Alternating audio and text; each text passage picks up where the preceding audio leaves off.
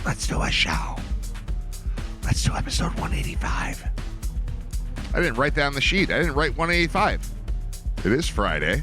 It is 185. It's October, I'm going to guess 10th? Yes, October 10th. 10/10/25. There we go. Late start. Who cares, right? Who cares? What's the difference?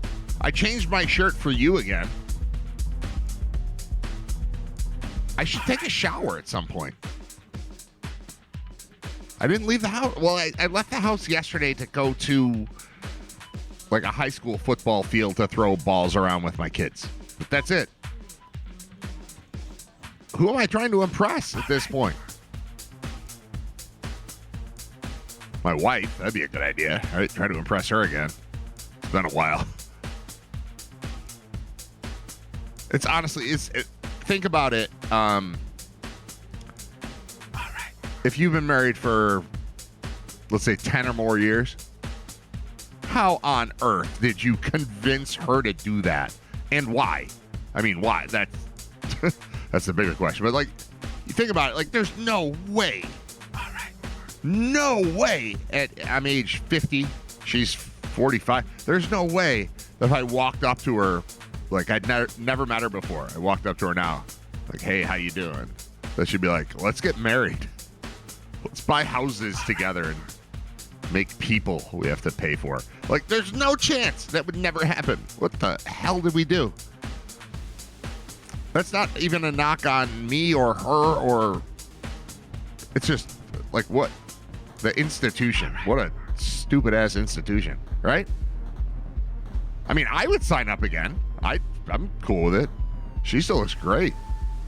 I look like this. Damn it. Happens. Scott Wilson's joining us soon. He's typically an 11 o'clock guest. Today, I think he's a 10:30 guest. I don't have full-on timing confirmation. If I left the music on, would the show be better? If the whole show just sounded like this, is it better? Nah, probably not. It's distracting and annoying. All right, we'll shut that off. And then over here, I'll click it off, and we'll be good. All right, late start to the show today, but, I mean, whatever. Who cares, right? I got stuff to deal with here. Lots of sports on TV. I watched so many sports. It was like I was a sports guy yesterday. I, for a while, have been like fighting this thing where I was working in sports radio, but I only watched very, very small amounts of sports. And then, like, you know, baseball playoffs are on. That's cool. I'm in. I turn it on in the 5th inning and I watch till the 7th and I think I know what's going on and I turn it off. Or hockey is a great example. And this is a perfect time to talk about this because the Sabres played yesterday. They're 0-1, by the way. Of course they are. I decided to try with the Sabres. I wasn't home for the beginning of the game. So, like, the plan was, and we talked about this. We talked about this on the show. Sabres are playing. I'm like, I'm going to try again. I'm going to treat it like it's a thing that matters. And when they take the ice at 7 o'clock or thereabouts, I'm in. And I was not in because I was throwing footballs to my kids at a high school where we couldn't use the real field because there was they call it powder puff football. The juniors played the seniors at where do we go? Will South. It was girls playing against girls. There was a girl on the microphone. People were singing songs. It was weird. It was loud. It was crowded. So we were like on a somewhat dark practice field on a baseball field. We went and did that. And then by the time we got home, it was, I don't know, it was dark out. It was approaching 8 o'clock probably. It's probably 7:30, let's say 7:40. So it's 7:40, and I'm like, oh, Sabres. I promised to watch the Sabres. I promised the people. The people of Writer Radio, brought to you by Brian Janik at thefinancialguys.com. I promised I'd watch. And then I remembered We don't get Sabres games. That's part of like when I signed up for my TV service with YouTube TV. I didn't care at all that the Sabres weren't on because I don't watch them. But then, there are incidents where like people are over at your house and like, oh, let's put on the Sabres game. Like okay, go ahead. we don't have that. So I had like somebody else's app last year. So for the 4 times I tried to watch the Sabres, I was able to do it because I had somebody else's app. But it was not my app. And then yesterday I tried to watch the game. I turned on the game. That was like the whole goal. I'm going to watch the Sabres. I'm going to talk about the Sabres. I'm doing this. I'm in on Buffalo hockey this year. I'm going to try it. And that's when I discovered I don't get the Sabres games. I don't have them. The good news is it's 2025, and you can watch anything you want if you just do a little research online. So I eventually did get the Sabres game on my TV. I watched the second period. They looked good. They looked very good. They looked like a regular hockey team. I didn't know half the names, I would say, but half is about right. I think I knew half, didn't know half. And they were down 1-0 going into the second period, and they were still down 1-0 after the second period. I watched the second period. They looked good. They didn't score. They didn't finish. This is the story of hockey. This is why it's a stupid sport. You can look good, and you don't score, and it doesn't count for anything. So they look good. And then at the second intermission, I had to go to the store. So I went to the store, and then when I got back, the game was still on in the basement, and they were down 4-0, and I just turned it off. I didn't what are we doing here? Why I'm not gonna do this. I can't believe people do this every night. Not every night, but 3 nights a week. 82 games. You people watch 82 games at 3 hours a pop of that? I watched one period. It was good. They didn't score, but it was good. Then I left. Then they didn't score, and it was bad. And it was 4-0, and I turned it off. So I went right from that to baseball, which was a terrible ending.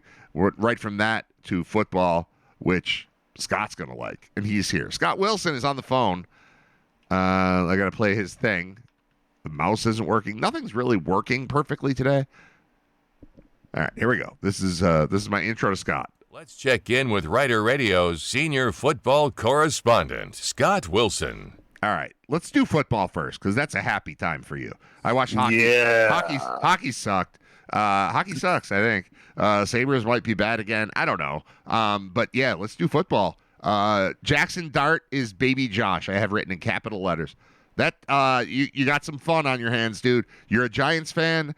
We talk mostly Bulls. We talk some Bills. We talk Giants because that's your team that you grew up with. I think I like Jaxson Dart. Yeah, me too. Yeah, I'm happy so far. I think it's going to be a roller coaster ride here, at least at the start of his career. He's going to be doing some wacky things here and there. Like but Josh. He just makes plays. Like Josh. And I think that his presence allows the rest of the team to have at least a little bit, a modicum of confidence that they don't have to play perfect. And I mean that especially defensively. Right. When Russell Wilson is in the game, it felt like if we allow more than 7 points, we're screwed. More than 1 point. But, Dart's fun. Dart is fun, and I think it's fun to pair him with Scadaboo, who is a maniac, and it's fun to see all of the stories now coming out within the last week and a half with his emergence of how I read one this morning where several players call him the craziest person they've ever played with. That's amazing. And he's even got a stupid 5. name. It's perfect. He's got a stupid name. He's a white running back. This is awesome. This is fun. The only thing that concerns me about him is his celebration is the backflip. Yeah, he shouldn't do that. I don't want him doing that at home games on that turf. Oh, good call. You want to do that on the road? You want to do that? I'm fine. Not at home on that turf, please. Yeah, we had Because that game one or either game one or game 1 and 2 where Elijah Moore was like the guy at the back end of the what do you call it? Victory formation. They're taking the snap and he just did a flip and I was like, "Oh, I like this guy. This is cool." But he doesn't matter if he does that and hurts himself. And I don't think there's a major problem with our turf, but if he does that and hurts himself, we'd be like, all right, we'll put in Curtis Samuel, I guess. Like it doesn't matter. Scattaboo, this is hard for me to say because it doesn't say boo, it says Bo. But Scattaboo, you need him. You need him and Dart and Dart and Dable.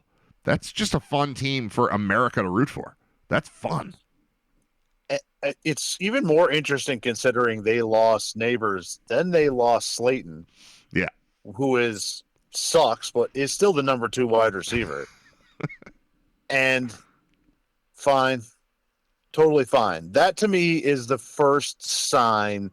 Yeah, I think I've been leaning towards really liking Dart, but that to me is the first sign that you've got somebody at quarterback. Right. Now you're playing with the Robert Fosters of the world. Right. When you start losing some pieces, can other guys look okay because you've got a quarterback? And, Lil Jordan Humphrey. Lil Jordan is on your team. I just noticed that yesterday. Has he been there the whole time? Practice squad. Okay. Practice squatted for a while, and then, they had to bring him up. And he looked like a wide receiver in the NFL. And I've never really thought that before. Watching why him. would you? And, some of the other Jalen Hyatt caught actual passes last night. That's new. Yeah. So you got baby Josh, dude.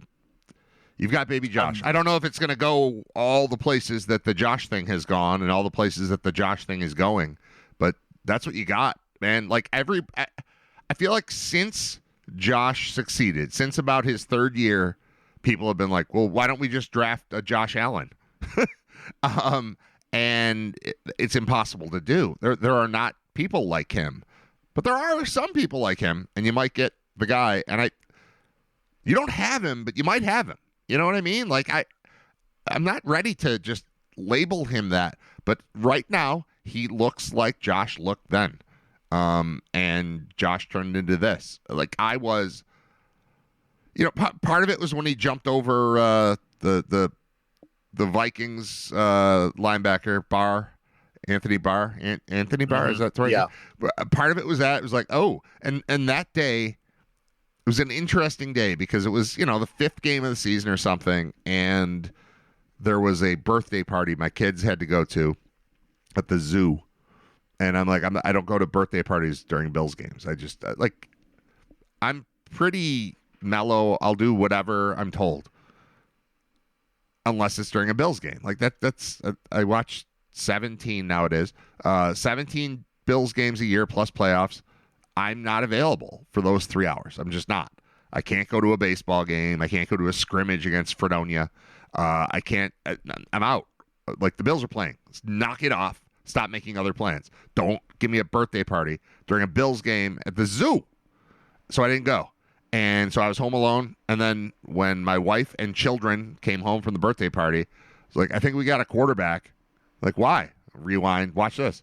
Like, oh. And it went from there. And here we are. He's the best player in the league. And in the moment, he was just, the best player on TV. And now he's that. And I'm not saying Dart gets there because there's a lot to get to that.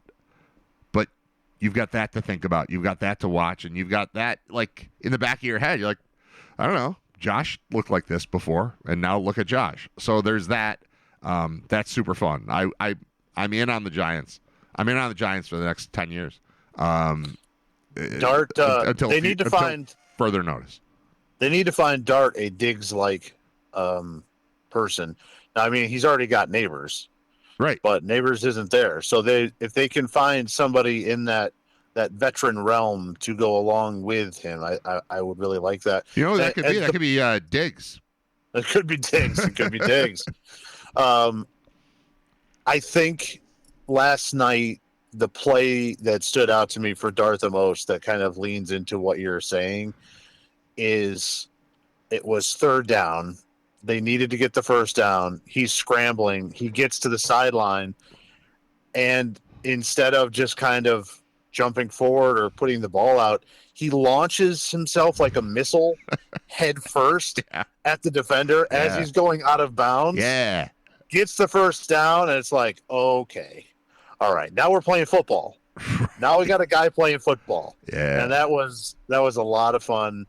Last night was a huge night for the Dable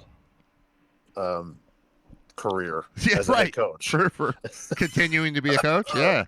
Yeah. That was a big one last night for Dable and for Shane. So did you see when Dart was in the tent for a possible concussion? He got hit, but he was fine. You could tell he was fine, but he wasn't quite fine. So they look at him for a bit, then they put him in the tent. And then Dable's there, and they documented this. Dable's there screaming like, "Let's go, let's go, let's go! We've got a football game to play." Put Russell in the game. Right? Come on. He didn't have to. Jameis is there. That's another conversation. I don't understand. Just cut Russ or like bench Russ or make him the third, whatever. But he's like, "Let's go, let's go, let's go!" And then finally, Dart comes out of the tent. And he's good to go. You could see the look on his face. He's just like, "Yeah, I'm playing, man. I'm playing. I'm in." And it's like, it was so inspiring. And so much so that Dable just smacks him in the head. Like, "Yeah, let's go." Yeah. And he smacks him in the head. Like, he just hit the concussion guy in the head. Like, they were checking him for a concussion. Don't hit him in the head, man. But I still support it because I know Brian and I like Dart. And Dart is baby Josh. And you're a Giants fan. And I am in on this team, man. That's fun. And sorry to John Fuller because his Eagles lost twice in a row now. But his Eagles lost. But he just won the Super Bowl. John did win the Super Bowl. John didn't. Yeah, John didn't do anything. But the bottom line is, there's a lot. That's my number 2 team now. That's my number 2 team to watch because I'm going to watch Josh and the Bills, and then when they're not available, I'm going to watch baby Josh and Dable and the Giants. That was awesome, man. And you got 2 wins now, and the season's not over anymore, and suddenly there's super excitement. Like, I am in on whatever this Giants thing is turning into. Yeah, well, I mean, me too. And yeah. for the first time in a long time, it's not because I have to, because I'm a team. Because I'm a fan of the team. Right. Because I want to. And it's great to see Dable enjoying football again. Yes. He has not looked on the sideline like he has enjoyed anything that he's doing. No, except those for a long, long time. So to see him kind of revitalized and back into things, and how close and appreciative he is of Dart. Like, Dart will throw a touchdown and he'll come over and it just looks like Dable wants to cry. Make sweet love to him. Yeah, and hug him. And he's like, "Oh my God, thank you so much." Right. Thank you so much for not being Daniel Jones. It's amazing. Right. Well, this he went great. Dable went from really being hyped up in large part because he was standing on a field with Josh. Like, he knows you need the thing. You need the guy. It's not that Dable's the best play caller in the world. It's that anything he wanted to do, any crazy dream he came up with, he could do with Josh. And that allowed him to become the head coach of the Giants in New York. And he didn't get to bring Josh with him. And so he had to pretend and play with Jones. And now he's got Josh, baby Josh. He's got baby Josh. I'm not saying it gets there, but I'm saying it's the fun, the excitement of first year, oh my God, can you believe what this guy might be, is back. And him living through the Josh Allen progression allows him to envision that and be super excited. And you're right. I think what got me excited last night was seeing Dable excited again. I think that's totally right. And I'm so happy for your team. I'm so happy for Brian and for you.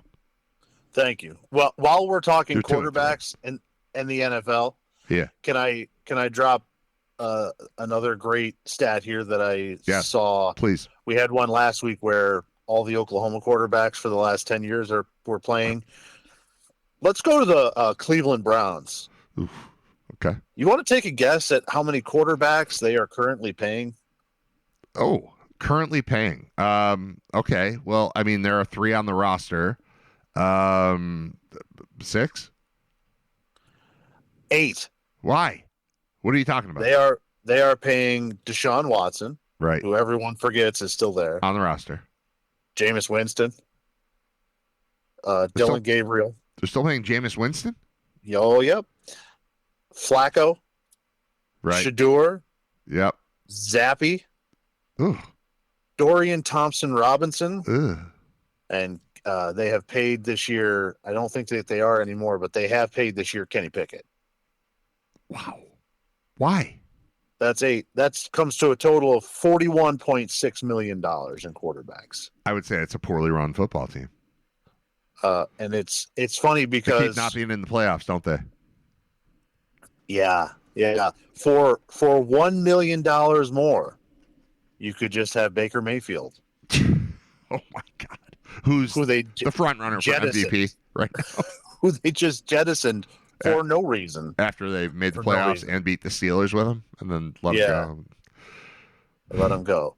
So that is What was the timing on that? Was that that happened and then Watson happened that offseason, right? So that's why. Yeah. They're They like, we can upgrade to this superstar, and not a superstar at all. And Mayfield's bordering on it right now. right.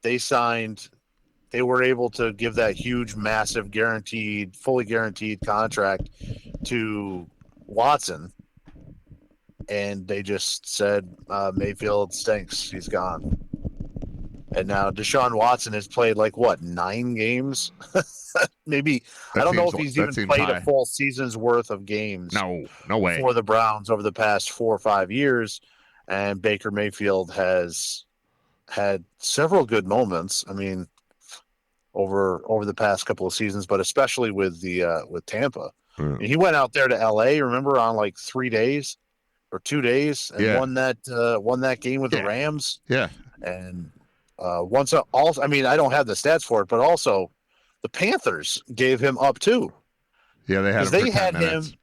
They had him after they had him and I believe Darnold.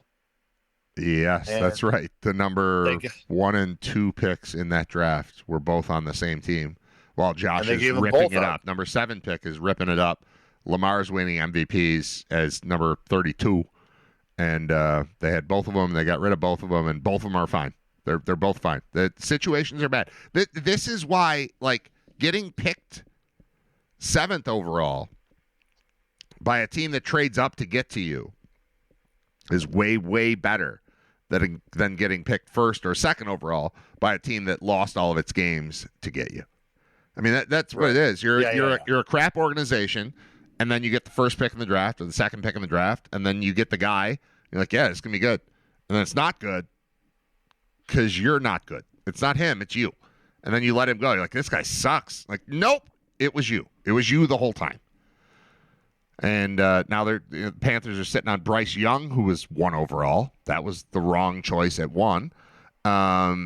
And who was the other team? No, it's still the Panthers. It was the Panthers twice. Yeah, that's awful. That's awful. Yeah. And the Panthers and the Browns have both been swimming in the same waters here for terrible decisions. Yeah. And Baker Mayfield has been at the center of them. And the only reason that came up is that Flacco got traded to the Bengals. And that to me is surprising, just of all the backups that you could get around the NFL that you could try to shop. And I speak that as, hey, are you interested in Russell Wilson?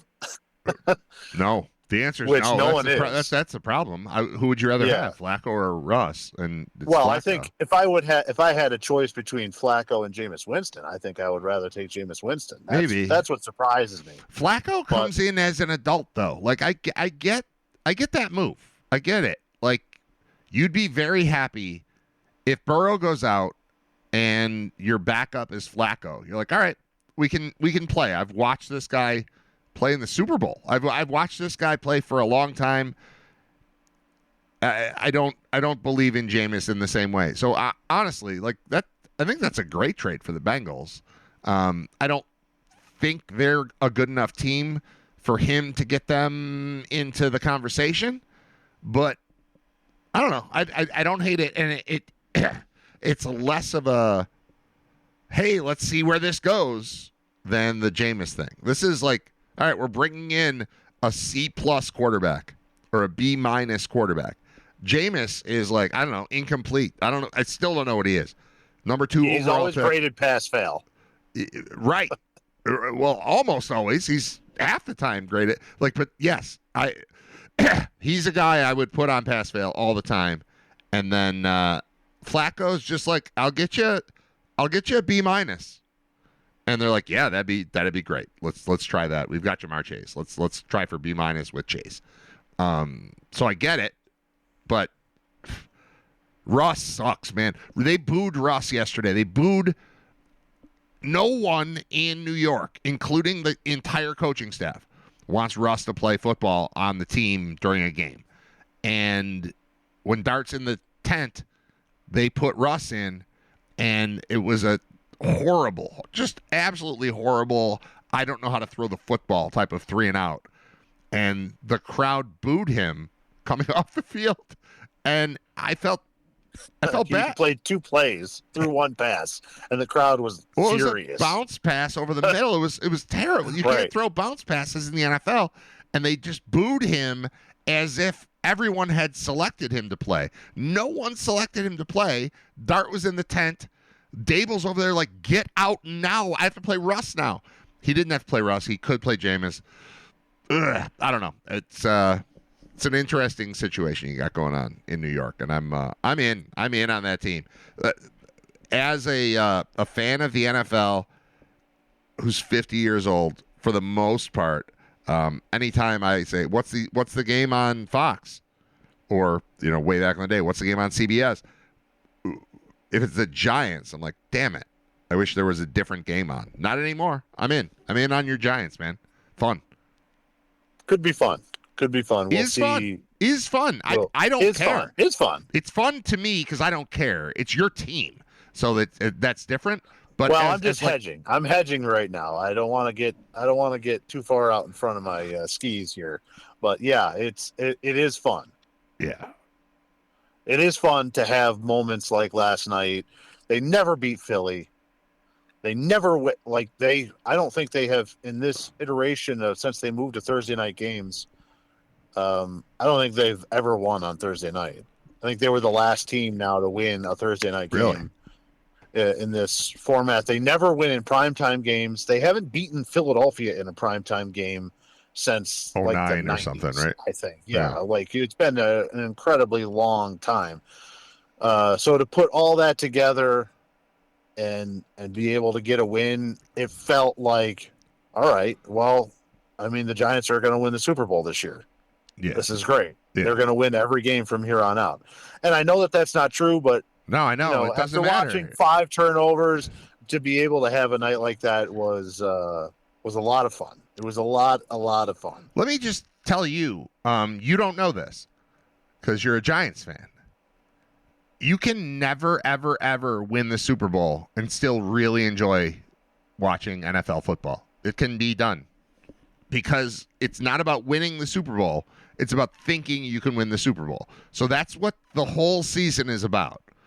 And, the Bills could get to the Super Bowl and play against Kent State in the Super Bowl and lose to Kent State in the Super Bowl. And it would still have been a really, really, really fun year. It's just a bad Sunday. Like, that's okay. There are bad Sundays always mixed in. You don't need to win it. You need to think you can win it. And that's what does it. And you need to, even if you don't think you can win it this year, if you think you can win it in 5 years, you're going to have fun for 5 years thinking you can win the Super Bowl. That's what watching sports is about. You're a Yankees fan. They haven't in a while, but they win World Series. And you've seen that happen. You know it can happen. I root for teams that don't win, and it's still fun as long as you think they can win or that you think that there's a path to them becoming the team. That's what watching sports is, And that's what you've got right now, man. I mean, it could fall apart. Last night was magical. For a week 6 game or whatever it was magic. And it could all go south from here. But this is why we watch sports, man, to get the hopes up. It's not to win it; it's to think you can win it. And you've got the I think we can win it guy right now. I mean that's the guy. Is there another quarterback that I'm? No, there's not another quarterback I'm more excited about for his future than Dart. I mean, can we hold on? Now hold No. on. What, Daniel? Like Daniels? It ain't Daniels. Who is it? No, I'm stuck on, like, can you imagine the backlash if the Bills were to lose the Super Bowl to the Kent State Golden Flashes? That'd be terrible. I mean, that would be. I know that I understand what you're saying, but my goodness, It would be a bad. It'd be a bad off season. It'd be a bad off season. Yeah, and there must be changes. A lot of people would lose their faith. Lose their faith in it's gonna happen. God. Right, because I mean, first of all, like, how did Kent State get to the Super Bowl? That would be tough to even. That's tough to explain. Picture. Right. Yeah, like how that what happened there? Well, the Browns opted out, and somehow they weren't in, but it would be a weird situation. You're right. Who is a more exciting young quarterback, a quarterback that you would attach yourself to right now? Who would that be over your boy? It ain't Caleb Williams. No, I think it would be Daniels. You're right. And if you watch that Hard Knocks, they loved Daniels. Yeah. They couldn't trade up to get him. So you can't just have who you want. You gotta deal with what you got. But they won a game late in the year that took them out of contention for the that. top 2. Yeah.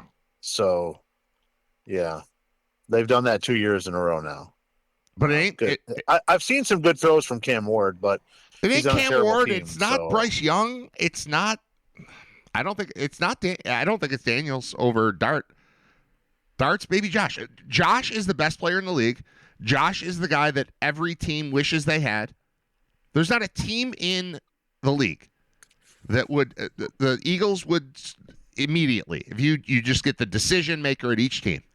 There's not a single team, Mahomes, there's not a single player in football that teams would want to have on their team right now more than Josh, not because of what he's done, but because of what he's going to do.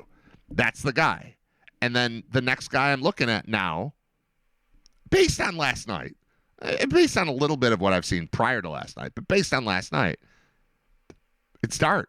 So you got a thing, man. You and your Giants, you got a thing. You got a future. You got excitement. I don't know if it's going to work. It hasn't worked yet with Josh, really. But the whole point of watching these games is hope and faith and dreaming. And I think you got that guy now. So that's cool. Yeah. Let me get you my my pick of the week here and a quick thing here on college football. Oh my God, it's already time for you to go. All right, go ahead. Yeah, no, it's all right. The meeting I'm supposed to be in is already on and on mute, so I'm all right for now. All right. I'm gonna go to the MAC, the Mid-American Conference, which is where we live, and I'm gonna go with the Kent State Golden Flashes. Oh my God! Since they just won the Super Bowl over the Bills. That's right. I'm gonna take them -2.5 at home against UMass. UMass has not beaten an FCS opponent in 16 games. It's been 26 for Kent State. Over 1,000 days comes to an end. I think by a field goal. Field goal sounds right in that game. Kent State ends the streak. They get the win at home, I think, over UMass this weekend. So I'm going to stick my neck out. I am taking the team that has not won an FBS game in well over 1,000 days. Yep. I'm saying take your money, pool it together, call your in-laws, say, hey, you know the house? Idea. You know the house? You got any money stored in there? Give it to me, because I'm taking it to the bank and I'm tripling it on Kent State. Wow. To win by a field goal or more over the UMass Minutemen. You understand that I allow you to look at the entire scope of professional and college football. 100 games are being played. Not 100, but 70 games are being played. You can pick any team you want out of any of them for your lock of the week. Any one of them. You chose the Kent State Golden Flashes as the team that you're positive is going to win this weekend. That's what you're saying out loud into a microphone. You're saying that. I'm ready. I'm ready for it. Okay. I think it's time. I think it's time. All right. I will also add in there, if you're interested, if you're so inclined, keep an eye on if Oklahoma quarterback John Mateer is going to be playing in the Red River rivalry this weekend against Texas. We still call it a shootout on this show. I'm with you. I'm with you. The shootout. They play every year in the Cotton Bowl at the Dallas State Fair, or in the Texas State Fair. The Sooners are 1-point favorites. That number is low if Mateer is going to play. He's been upgraded to probable, but earlier this week, the Oklahoma coach said, I'm not planning on him playing. So I don't know what's going on there. If he is playing, I would be very interested in Oklahoma by a point. I think that they're good enough to beat Texas right now if they have their starting quarterback. Also, I'm going to hit you with a triple love right now. This is crazy. A triple, goodness. Yeah, I mean, this is like, you go and you say, "Hi, I'd like a slice," and they just give you 3 slices of pizza. That's what's happening right now. Okay. Old Dominion. What? Favored by 14.5 at Marshall. Yeah.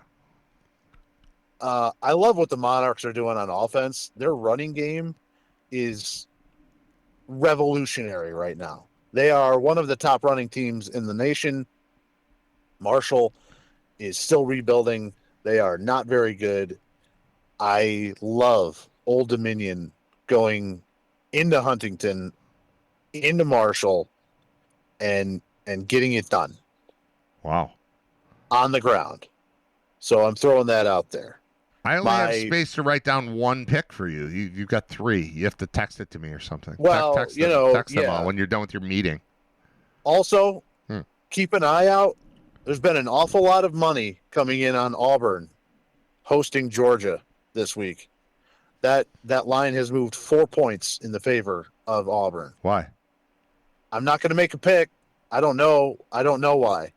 But I know I ignored a sign like that last week in the Iowa State-Cincinnati game. And you got punched in the face. Yeah, and I lost it. Iowa State couldn't come back at the end. They lost by a touchdown. They couldn't get that last score to get the win for me. So I'm just going to say, I'm just throwing it out there that line movement has existed. That's the thing that's going on if you want. Now, here's my final. That's your 4th thing you're saying. You've said 4. That's your 4th thing. You say one thing. I'm not making a pick. I know that, but I didn't call it a pick, but it's the 4th thing you've said. Right. Since you've started making picks, you made a pick, then you're like, here's another pick. Then you said, here's another pick, and then you're like, here's another thing that's not a pick, but that's almost a pick. But you're at 4. Okay. You have another one? No, I just have one other college football thing. You and I have been texting back and forth all week about this Bill Belichick North Carolina thing. Yeah. Ooh, this is getting juicy. It's fun. It is getting very, very interesting.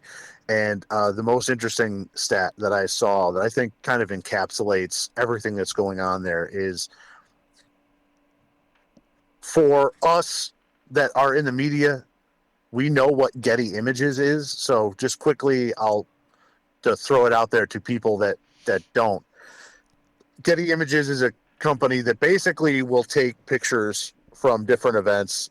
They'll pay a photographer, and then they'll upload the photos. And then if you're a newspaper in Boise that is looking for a picture of Bill Belichick, you can pay them $1 and get their picture that they took, the most recent picture of Bill Belichick. It's basically like a professional level photography site where you can upload images, and it happens a lot in sports. Like every game, they'll have a bunch of pictures. 175 pictures of UB against Kent State. Like that Right. exists. Yeah. Right. On Getty Images this week, a member of the North Carolina media put out that they had 56 pictures posted of the North Carolina and Clemson game, and 24 of them featured Bill Belichick's fiance, Jordan Hudson. That's kind of what's been going on down there. is she's everywhere and in everything, and it feels like she's saying, I'm dating a coach, I'm not dating an old man who's retired. So now he's got a coach so that she can be a coach's wife. Does that make sense? Yes. I mean, no, but yes. And he's like, well, she's hot enough that I will go and just lose every week. I just got to be a coach. North Carolina, so that I can keep this gravy train going. I did not. That's the first I've heard the term fiance. I knew girlfriend. Is that a thing? Fiance? When did that happen? I think so. I thought that I heard that they were. I'm not telling you you're wrong.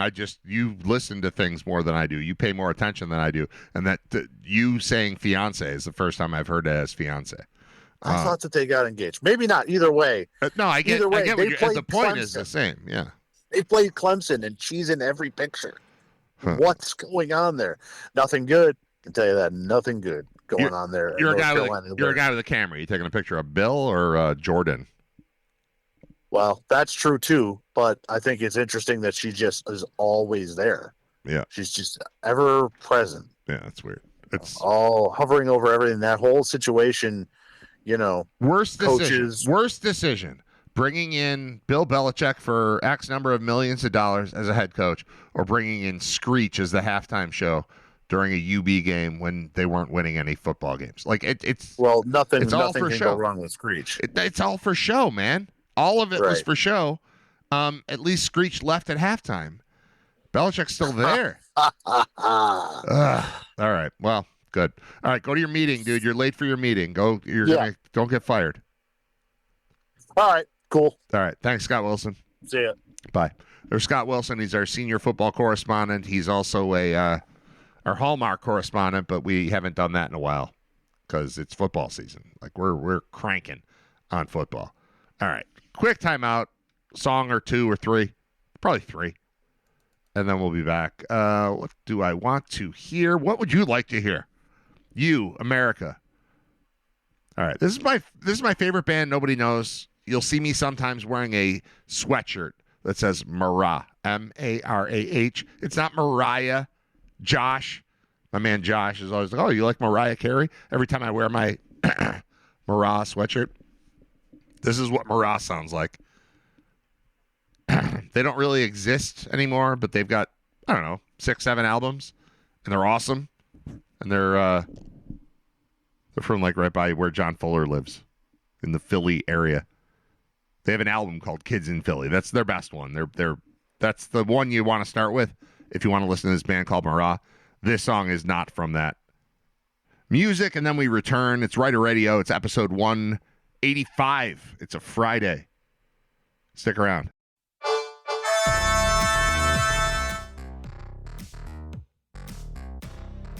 I get a fun experience by listening to songs I've heard my whole life, but never on headphones, because I wear headphones while I'm doing the show. And yes, when I play 3 songs in a row, I take off the headphones. I go fill up my water bottle or say something to my wife or grab a snack or something often. But then I sat down and put the headphones back on for the last, minute before the song ended. And I've never heard Phil Lynott, whatever his name is, the lead singer of Thin Lizzy there. He's like, hey, you good-looking female, come here. Did you notice that? I've heard that song 1,000 times. I've never heard him say, hey, you good-looking female, come here, before. I used to hate that song. I used to hate Thin Lizzy. I was wrong. Because The Boys Are Back in Town is a very, very poorly written, lyric-wise. The lyrics are stupid for that song. I'm going to bring them up. I mean, I know. When I say she was cool, she was red hot. I mean, she was steaming is the worst. Until you decide it's the best, then it's great. Like, I'm in on that. All right, I'm looking up lyrics. Lyrics. Boys Are Back in Town. All right. Guess who just got back today? Them wild-eyed boys that had been away. Haven't changed. Had much to say. But, man, I still think them cats are crazy. They were asking if you were around, how you was, where you could be found. You can see how this would frustrate me as a lover of the English language. I told them you were living downtown, driving the old man crazy. The chorus written out is stupider than it sounds. 1, 2, 3, 4, 5, 6, 7, 8. The chorus is "The boys are back in town," said 8 times, except right before the third one, he says, "I said." So it's "The boys are back in town, the boys are back in town. I said, the boys are back in town, the boys are back in town. The boys are back in town, the boys are back in town, the boys are back in town, the boys are back in town." There's your chorus, sir. You can see why I hated this song, right? I mean, that is crap. I've come around. I'm okay with it because I love Jailbreak so much. You know that chick that used to dance a lot? Every night she'd be on the floor shaking what she'd got. Man. Oh, this is one of the lines. Man, when I tell you she was cool, she was red hot. I mean, she was steaming. I've always hated that. Now I like it. I don't know. I'm old. I think that's great now. I thought that was terrible, correctly. And now I think it's great, correctly. When I say she was cool, she was... All right, not that part. Oh, yeah, that is it. You know that chick that used to dance a lot? Every night she'd be on the floor shaking what she got. Man, and when I tell you she was cool, she was red hot. I mean, she was steaming. All right, and it gets worse. It gets worse from there. That's the worst, and it gets worse. And that time over at Johnny's place, well, this chick got up and she slapped Johnny's face. Man, we just fell about the place. If that chick don't want to know, forget her. And that time over at Johnny's place, well, this chick got up and she slapped Johnny's face. Man, we just fell about the place. If that chick don't want to know, forget her. What the hell are we talking about here? And why are we talking like that? Chorus is "The boys are back in town" 8 times in a row with an "I said" mixed in right before the third one. Spread the word around. Guess who's back in town? Guess who's back in town? You spread the word around. Friday night they'll be dressed to kill. Down at Dino's Bar and Grill. The drink will flow and the blood will spill. And if the boys want to fight, you better let them. What is this song? It's the best. It's the worst, and it's the best. That jukebox in the corner blasting out my favorite song. The nights are getting warmer. It won't be long. Won't be long till the summer comes. Now that the boys are here again. None of that rhymes. I guess song and long rhyme. That jukebox in the corner blasting out my favorite song. The nights are getting warmer. It won't be long. Won't be long till the summer comes. Now that the boys are here again. Then 8 boys are back in towns in a row. Minus the "I said," so it's just 8 in a row, and then the boys are back. The boys are back. And then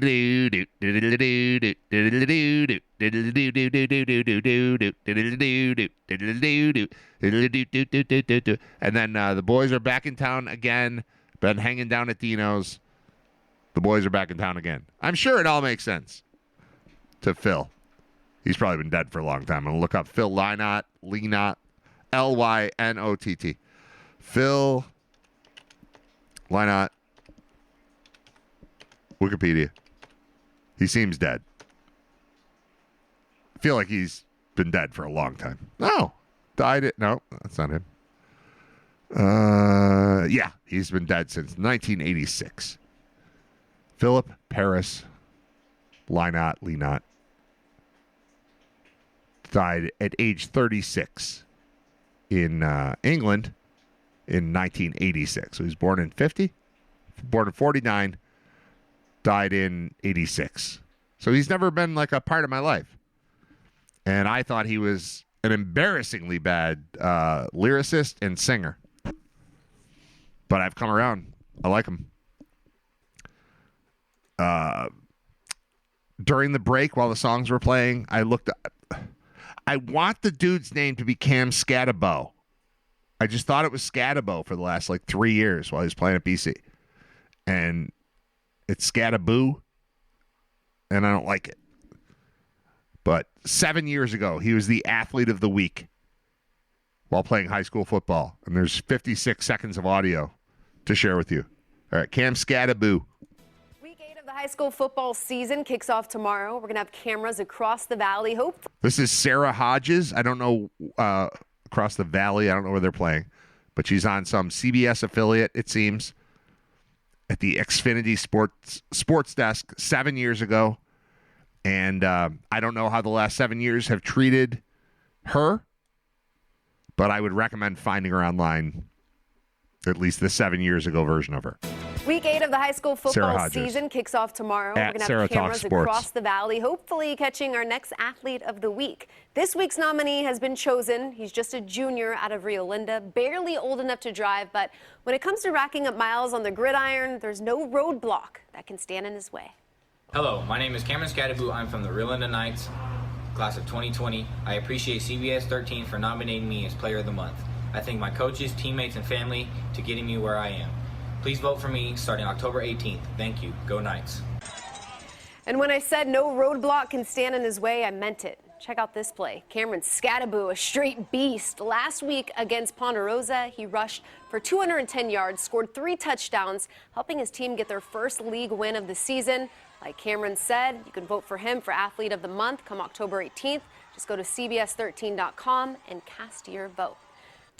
You're way too late if you want to cast the vote, but we have confirmed. He said Scattaboo, and from now on, I have to say Scattaboo. I wanted to fight against the Tide. The Tide is going Scatabo. I wanted him to be Tide is going Scattaboo. I wanted to go Scatabo. But I'm out on that because I just heard him say his own name. This is how you do it. He asks the guy how to say his name. He says his name, then you use that name. This guy is Sean Dolak, except he's a running back. If Dolak was a running back at UB, he would have been far more well-known, far more popular.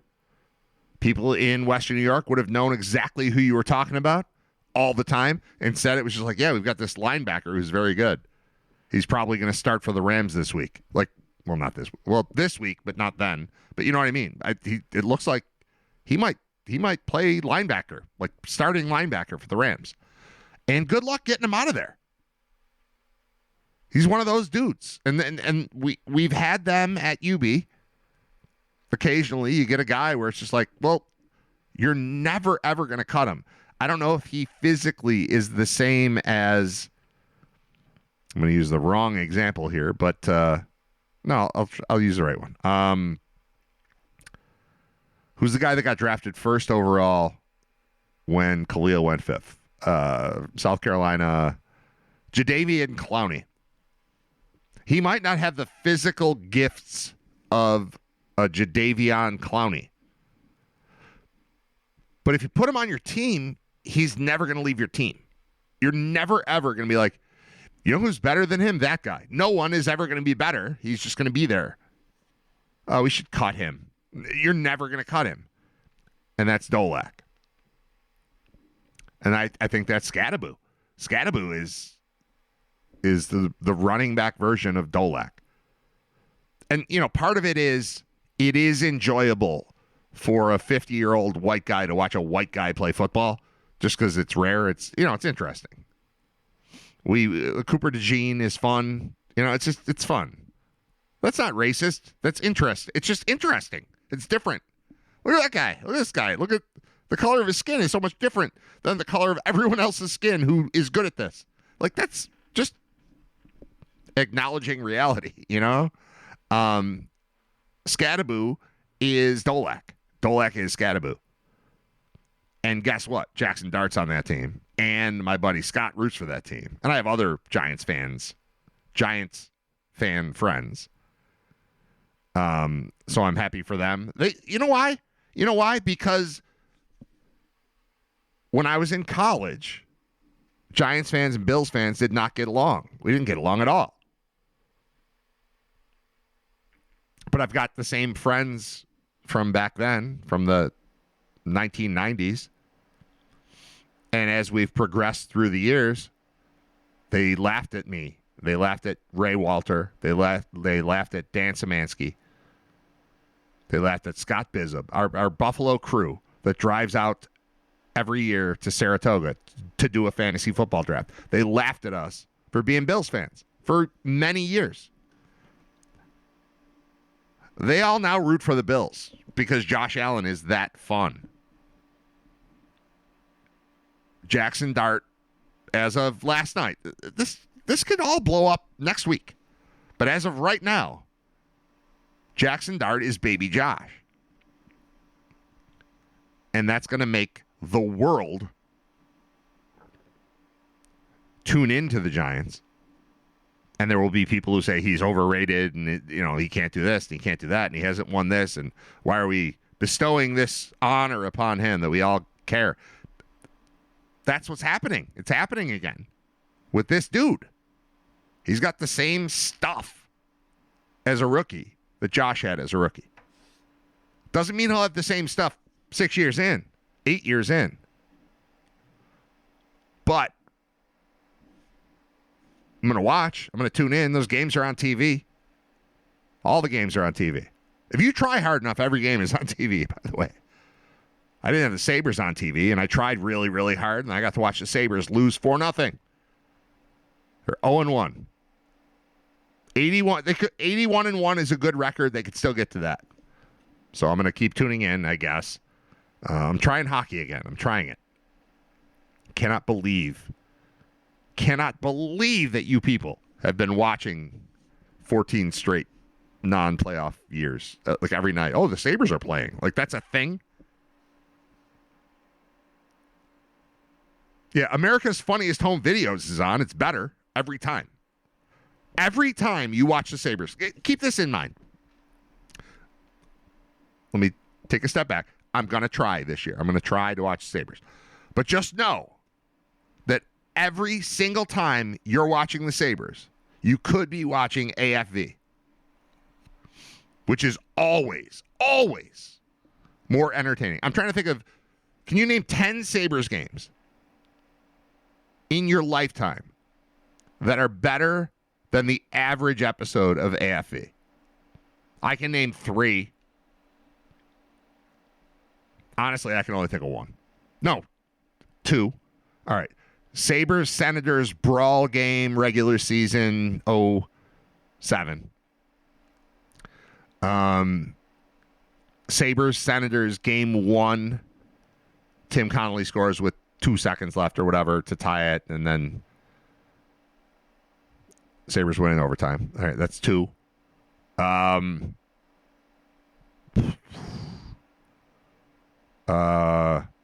Sabres, Flyers, Hextall versus Snow.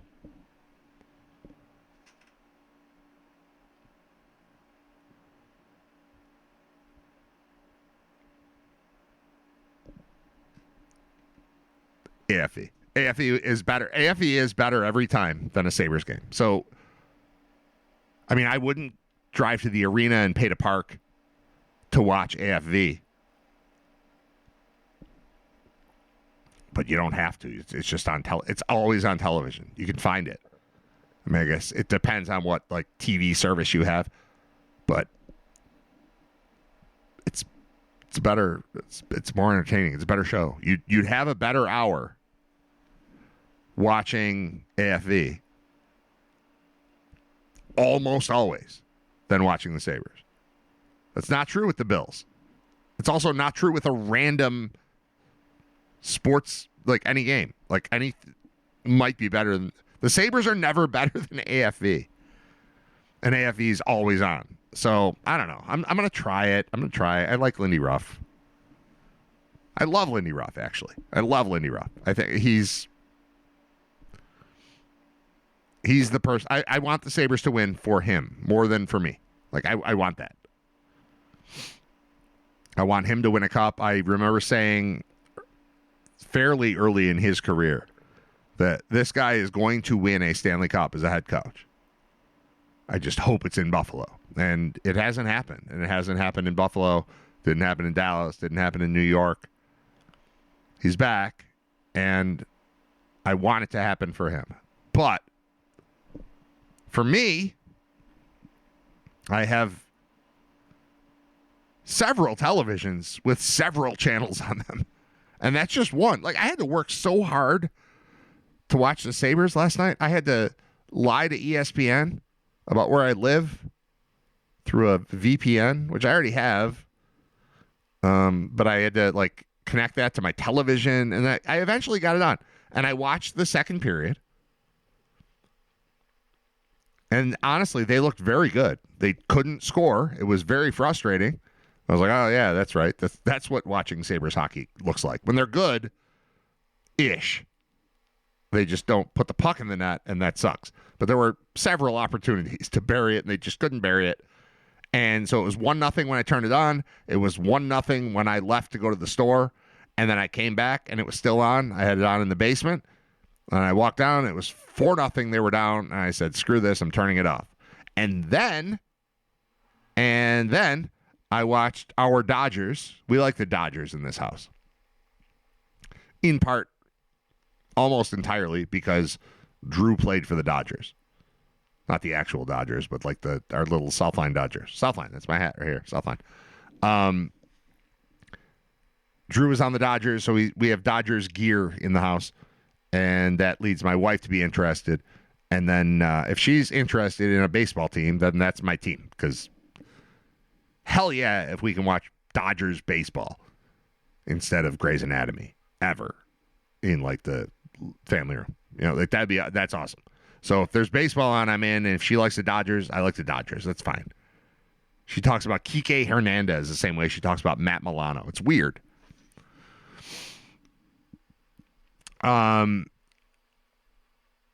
So I turn on the baseball game, Dodgers Phillies. John Fuller, turn this. Don't listen right now, because I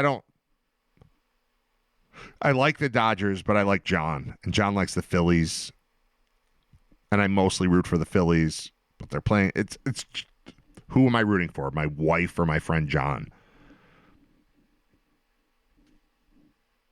I live here, like I'm Dodgers. So I liked that the Phillies won game 3 and pushed it to 4, and I would have liked to get to game 5. That'd be cool. But I turned that on. It's the 11th inning. Runners on second and third. And right after I turned it on, my son Nate, who's the middle kid, he's 11? He's 11. He comes down. He's like, I just wanted to make sure you're watching this. This is crazy. I'm like, all right, well, I just turned it on, and it didn't seem that crazy at the time, but it's tied.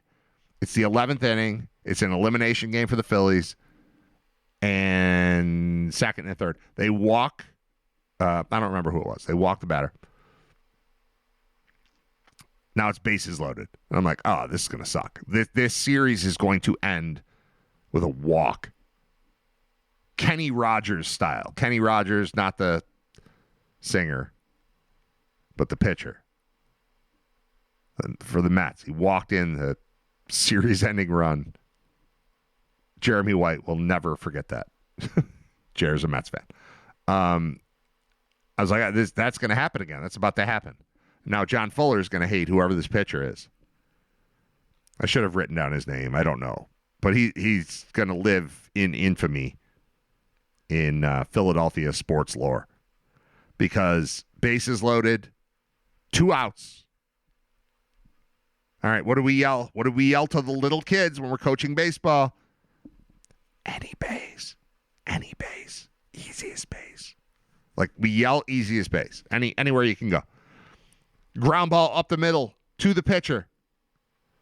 Pitcher kind of fumbles it a little bit, but he's got plenty of time.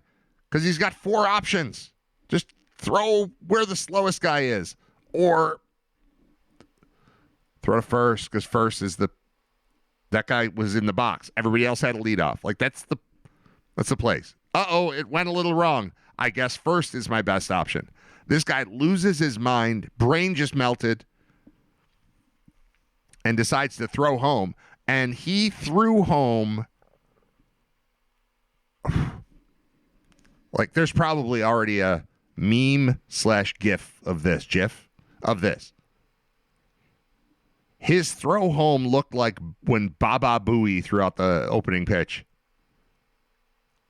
Like it was sidearm and awkward and terrible, and it went to the backstop, and the Dodgers win. Like it was bad. It was so bad. I feel so bad for this dude. And the announcers did too. They were just like, oh, this sucks. Hope he doesn't go Donnie Moore. He could, if he went Donnie Moore today. Donnie Moore is the reliever who gave up the home run to Dave Henderson in the 1986 ALCS in Game 6, and then killed himself. If he did that, we'd all understand. I mean, I'm not saying he should do that. I hope he doesn't do that. But wow, was that bad? Ground ball up the middle. Just don't walk him. That's the whole thing. That had to be in his head too. Just don't walk him. I'm not going to walk him. We're going to throw strikes. We're going to just have the contest here where I throw it and he tries to hit it. We're doing that. I'm not letting him just get on base because that ends the series, ends the season for the Phillies. And I think it was the first pitch of the at-bat. Bases loaded, 2 outs, tied, 11th inning. You're on the road, so a run ends your season. And I think it was the first pitch of the at-bat. Comes right back at him. He bobbles it a little bit, just kind of knocks it down, like not in a bad way, just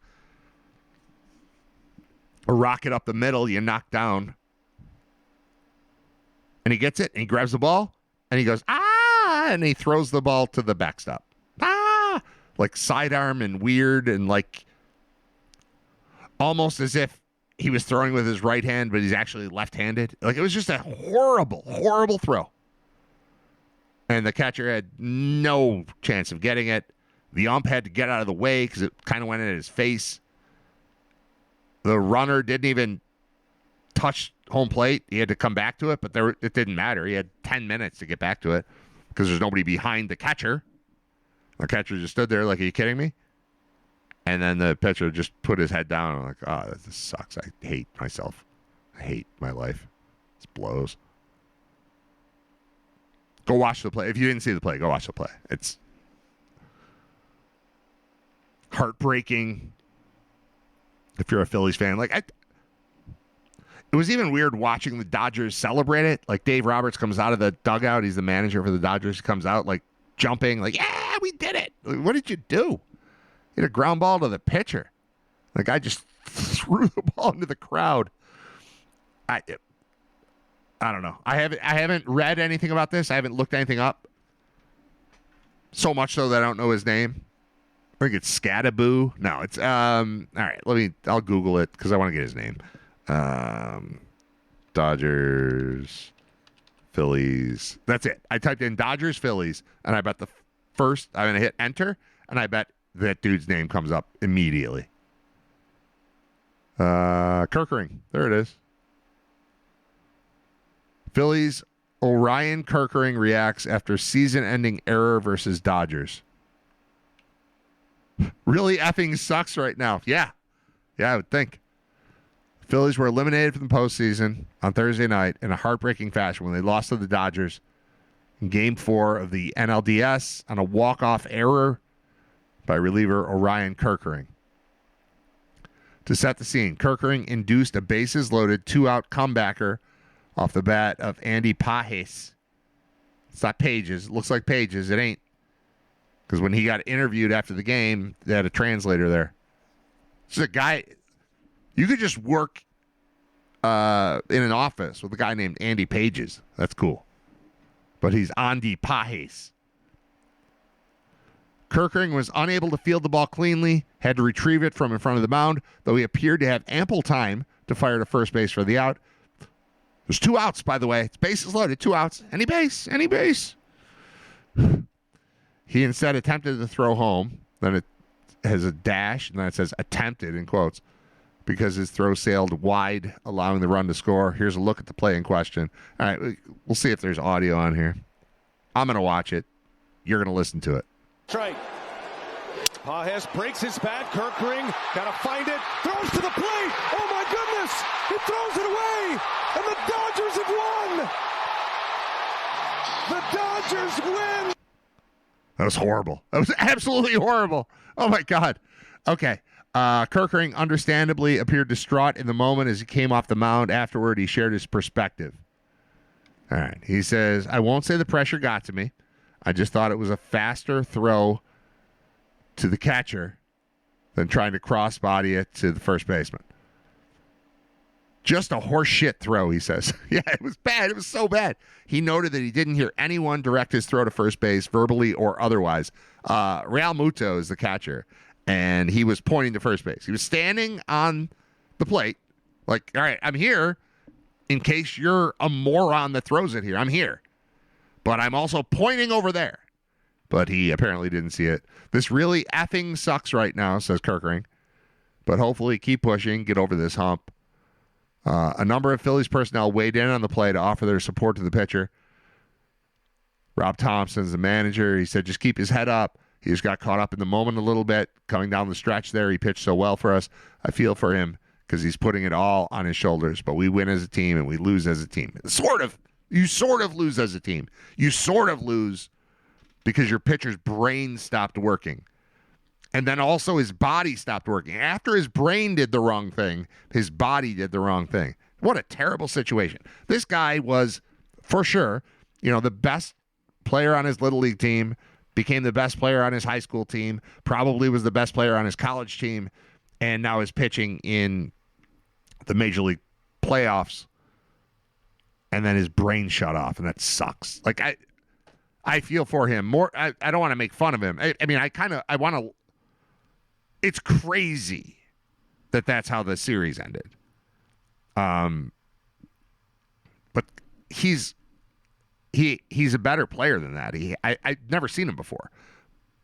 But I know that he's a better player than that because he's pitching for the Phillies in the playoffs in the 11th inning. He's a real player.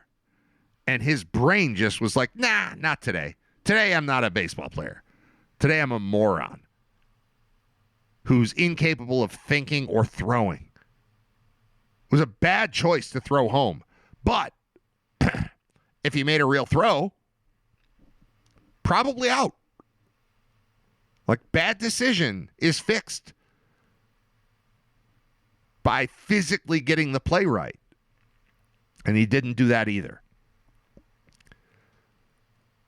This represents the second time in Major League Baseball postseason history that a series ended on a walk-off error. The only other occurrence came back in 2016 when the Jays beat the Rangers in the ALDS on a throwing error, according to research. But sure. This wasn't a throwing error. This was a melting brain followed by a melting the part of the brain that controls your physical actions. It was a brain melt, not just an error. I threw it a little to the right or to the left. This guy knocked down the ball, should have picked up the ball, thrown it to first base. Instead was that's home is close. I'll just throw it there. And then threw it to the backstop. It was horrible. When that happened, I texted Scott Wilson. Do you know why? Do you know why I texted Scott Wilson, our senior football correspondent, when that play happened? I texted Scott Wilson because the other option, the thing I wanted to do, was text John Fuller, our Philly correspondent. But I was not doing that because I'm a friend. I'm not messing with that guy during that moment. That sucked for all of Philadelphia and specifically for this pitcher whose his brain fell out of his head just in the moment, just gone. Just I forgot what we were doing. I forgot we were here. I'm sorry. My bad. Hold on. Can I do it again? No, you can't. The season's over. It was terrible. It was as bad an ending to a season as a team can possibly have. Like I'm trying to think of something worse, and I cannot. Kenny Rogers walking in the winning run in a playoff Game 7 is probably the worst. Until yesterday. That was horrible. Just horrible. I will say, in his defense, I grew up as a pitcher. I've thrown a lot of pitches. And the thing that I was worst at was dealing with a comeback pitch when there's plenty of time. No, he didn't have plenty of time. He had no time. He had to hurry up and get it because he knocked it down. No knock on that. That was fine. The fielding is fine. Knocked it down and then picked it up. I remember being a pitcher, and I still compliment every kid when I'm coaching. Every kid who's pitching and gets a comebacker, a quick comebacker, and then calmly just throws the ball directly to first base, and it works out fine. I always compliment them, and I always tell them the story. I'm like, I hated that play. It's my least favorite play. All the time in the world, easiest throw in the world. Brain goes nuts. So what happened to him has happened to me. This is not me knocking him. This just sucks for him and for the entire, John Fuller nation of Philly fans. That is a terrible, terrible way for your season to end in baseball. They still needed to win the game. They still had to score. They'd still have to win another game to advance because it was Game 4 and they were down 3-1. But my God, it's on again. It's like on an endless loop. I was watching. It's the worst. It looked like not even a pitch out, but an intentional walk back when you had to actually throw the pitches. The catcher would stand up. He'd put his arm way out. He had to be in the catcher's box. The pitcher comes set. He delivers the ball, and it's, 8 feet to the right. And the catcher goes over and gets it because it's coming in slow and it's fine. It looked like that. It looked like pitch out is the wrong word to use here because a pitch out would be, a foot off the plate or 2 feet off the plate and the catcher knows it's coming. This is not that. This is intentional walk-looking throw after he fields the ball that he could have thrown to first base where the runner doesn't have a head start. And then we move on to the next inning and we never talk about this. But it was bad. It was very bad. Go watch the play. I wrote so much down that I've not looked at. Should I play a song? It's 11:54. Now, I'm just going to go through. All right, what do I have written down? Giants fans booing Russ as backup. Just an a-hole. Yeah, New York, knock that off. We talked about this briefly when Scott was on, but Russell Wilson only came in because Jaxson Dart was in the tent because he was hurt. And they had to examine him. And Russ threw one pass, and it was a terrible pass. And it led to a punt. But they booed him. It's like, look, I don't want to be here either. No one wants me here. I'm not the quarterback. You boo him when you want Jaxson Dart to be in the game because they're not putting Jaxson Dart in the game. Jaxson Dart is locked in a tent. It was funny while Dart was in the tent. I think this came up during Scott and I'm just reading through all the stuff on my sheet. I wrote all this stuff down. I might as well talk about it, right? I'm not going to end the show without talking about the stuff. So it's Thursday night. So it was Al Michaels and Kirk Herbstreit. And they're showing, Dart's in the tent.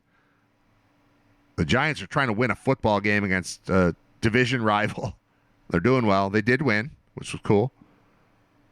But they're trying to win this game, and now Russell Wilson's in the game instead of the guy that we've termed Baby Josh. He's in the tent, and they show Dable over there like, come on, let's go. Come on, let's go. Dable's crazy. I love Brian, but he's crazy. So they show that, and then they show, I don't remember who it was, somebody else, but they made a story about the fact that people are trying to go into the tent, and they're being rejected from going into the tent. And as they're making the point, and as they're about to cut away with the camera, they show, I think her name is Carissa Thompson, the very tall woman who is like the host of the post-game show and stuff, studio stuff. But she just walks into the tent. They're like, no one can get into the tent. Everyone wants in. No one can get in. And she just walks into the tent. And they ignore it and they cut away. All right.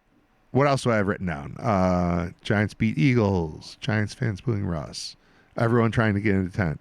Sabres! Exclamation point. Second period, playing with kids, then remembered we don't get the games. That's right. Oh, that's a quick story. If you subscribe, like, I don't know how it works if you have cable or Fios or, well, Fios is probably, that's digital, whatever. If you ever see the word blackout, like I did yesterday, because I have YouTube TV, which doesn't have Sabres games, and I forgot about that because I don't care very much, but I wanted to watch last night. And then I found out the game is on ESPN Plus, which I have. I subscribe to that because of UB. I went on that, but it's blacked out. The MSG feed from New York is blacked out. The MSG feed from Buffalo is blacked out. I do have a VPN, and I would recommend getting one of those because you can just tell your television that you're in St. Louis, Missouri, and then you can watch the game. So there are ways to watch things. I'm not saying like every game is available, but kind of feels like I could watch whatever I want using this VPN. Like if I tell my television with the VPN that I'm in Minnesota, then I bet I can see a Vikings game that is not available in Buffalo. So just throwing that out there. That exists. That's pretty easy to do. All right. 1-0 through 2. Oh, yeah. So I watched the Sabres. I figured all that out in time for the second period. I know I've said some of this before, but I'm just going through my whole sheet of stuff so that I don't waste it, because I wrote so many notes for today and then used none of them. I got the game on. It was the early second period. Sabres are down 1-0. I watched the entire second period. They were definitely better than the Rangers. Like, they owned it. They had a couple power plays that helped, but like they had the puck the whole time and they couldn't bang it home, but they were around the net. No like amazing scoring chances, but they were fine. They were good. They were the better team. Down 1-0 and kind of owned the second period. It's like, all right. It got to the end of 2, and then I had an errand to run. I had to go to a store. So I went to the store, and by the time I got back, I came back down to the basement where the game was on, and it was 4-0 with a couple of minutes left or something. And I was like, never mind. Let's watch baseball. So then I turned to baseball just in time for the disaster we just talked about. And then I went to the football game, and that's when I saw Jaxson Dart just being Josh, which was awesome. All right. Giants over Eagles. Dart Eagles. Dodgers win on pitcher throwing ground ball to backstop. Rank the NFC East teams. I had that written down and circled because apparently at some point last night I thought that was something that we should do with Scott. And Scott's gone. But ranking the NFC East team seems kind of fun. Like Philly is, I think, clearly number one. But then where do we go from there? We'll try that next time with Scott. I wrote Scadaboo is Dolak as a running back. Yep, we did that.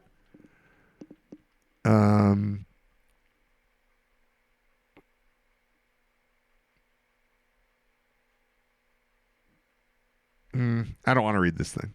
I've got a plan. Do I want to do this right now?